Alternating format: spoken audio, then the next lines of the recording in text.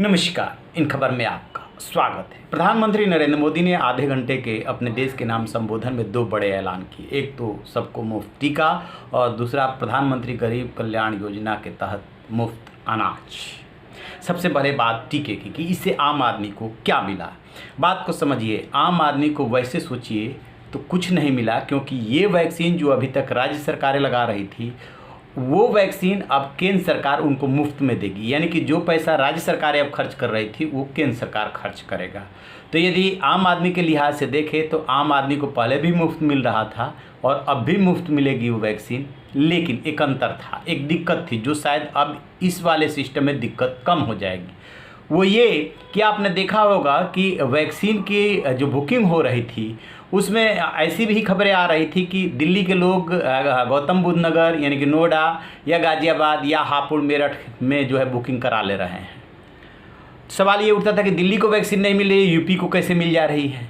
यानी कि जो जिन कंपनियों से प्रोक्योर किया जा रहा था ये वैक्सीन, वो कंपनियां यूपी को प्रीफर कर रही थी क्या, या बीजेपी शासित गुजरात को प्रीफर कर रही थी, दिल्ली को प्रीफर नहीं कर रही थी। तो एक भेदभाव का जो आरोप लग रहा था और लोगों को भाग दौड़ करनी पड़ रही थी। अब वो केंद्र सरकार ये वैक्सीन उठाएगी दोनों कंपनियों से या और भी जो भविष्य में कंपनियाँ आएगी, और आनुपातिक रूप से जैसी जैसी उपलब्धता होगी और जैसे जैसे इन राज्यों की जनसंख्या होगी उसके हिसाब से वो बांटती चली जाएगी। चूँकि मुफ्त देना है इसलिए राज्य पैसे के लेन देन भी इसमें नहीं होना है, उसी हिसाब से उनको डिलीवर कर दिया जाएगा। और फिर आम आदमी जैसे आपको याद होगा कि 45 साल से ऊपर वाले और प्लस फ्रंट लाइन वॉरियर, इन दोनों को मुफ्त टीका लगा तो उसमें उतनी दिक्कत नहीं हुई जितना कि 18 साल से 44 साल वालों में दिक्कत आ रही थी।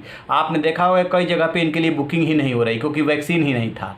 अब जो है 18 से लेकर 44 तक और 45 प्लस वालों के लिए सबके लिए एक बराबर पॉलिसी हो गई कि सबके लिए मुफ्त में केंद्र सरकार ही वैक्सीन देगी और राज्य सरकार सिर्फ उसे लगाने का काम करेगी। स्वाभाविक सी बात है कि एक मन में सवाल ये उठता है कि आखिरकार मोदी सरकार ने ऐसा क्यों किया और फिर क्यों बदल दिया अपना डिसीजन।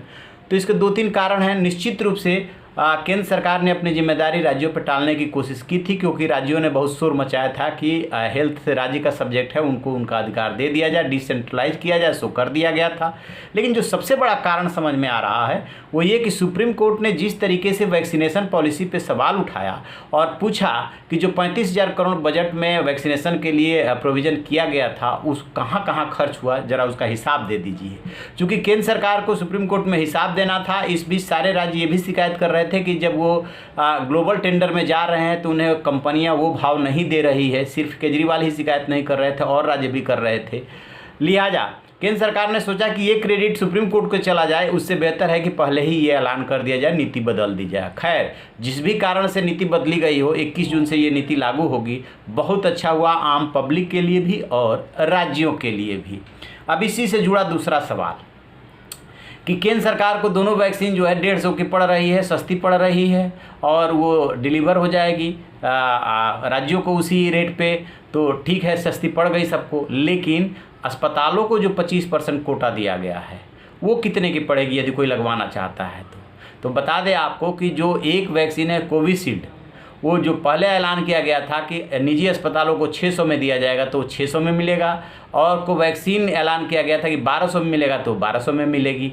अब इस पे जो प्रधानमंत्री ने ये कैप लगाया है, कोई मनमानी उसमें मुनाफा नहीं कमा सकेगा, 150 ही सर्विस चार्ज ले पाएंगे। यानी कि 600 वाली वैक्सीन 750 और 1200 वाली 1350। अदरवाइज अभी तक क्या हो रहा था कि ये 600 वाली वैक्सीन 1100 से 1200 रुपये में या 1000 से 1200 के बीच मिल रही थी, और कोवैक्सीन तो और ज़्यादा महंगी पड़ रही थी, 1500 तक, कई जगह 2000 पे। यानी कि अस्पताल जो जितना मर्जी उतना वसूल रहे थे। अब राज्यों को जिम्मेदारी दे दी गई है कि आप अपने यहाँ के अस्पतालों पर अंकुश रखेंगे कि उसमें जितनी भी कॉस्ट पे वैक्सीन मिल रही है 150 से अधिक सर्विस चार्ज न लेने पाए।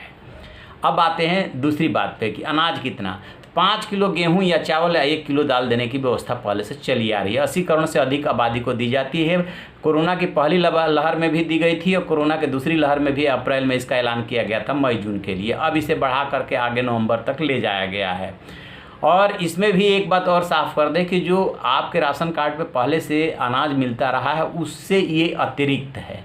तो ये दो बातें हैं कि अस्पताल में कितने की वैक्सीन मिलेगी और जो है ये गरीबों को कैसे ये अनाज मिलेगा। ऐलान तो अच्छा है लेकिन बहुत देर हो गई है और लोगों को बहुत दिक्कत हुई है। जो अपने चले गए इलाज के अभाव में, ऑक्सीजन के अभाव में, बेड के अभाव में, क्या उनको कोई वापस लौटा पाएगा? तो आप रहिए ना बेखबर, देखते रहिए इन खबर। Thank you.